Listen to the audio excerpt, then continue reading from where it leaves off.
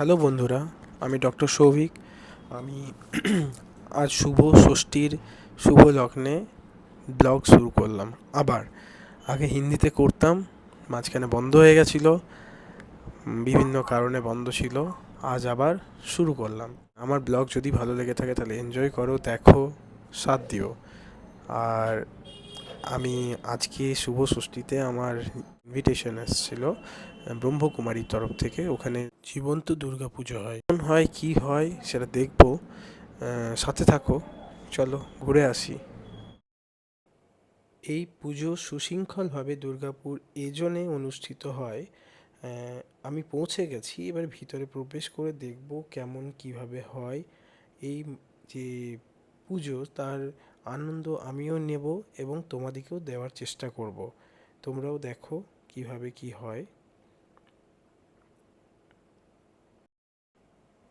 যদিও এই ভিতরে প্রবেশ করার পর আমার খুবই খারাপ লাগছিল সময়ে না আসার জন্য। আমার ক্লিনিক থাকার জন্য আমি সময়ে পৌঁছাতে পারিনি, কিন্তু আমি যখন থেকে গেছি আমার খুবই ভালো লাগলো।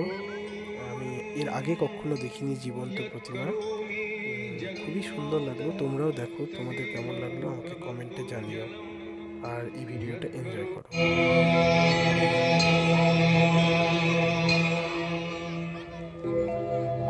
नमस्ते विश्वरूपे नमस्ते जगद्वन्द्य पादारविन्दे नमस्वरूपे नमस्ते महायोगिनि ध्यानरूपे नमस्ते सदानन्द नन्द स्वरूपे नमस्ते जगत्तारिणि त्राहि दुर्गे अनाथस्य दीनस्य तृष्णातुरस्य क्षुधार्तस्य भीतस्य बध्यस्य जन्तः त्वमेका गतिर्देवि निस्तारकर्त्री नमस्ते जगत्तारिणि त्राहि दुर्गे अरण्ये रणे कारणे शत्रुमध्ये नले सागरे प्रान्तरे।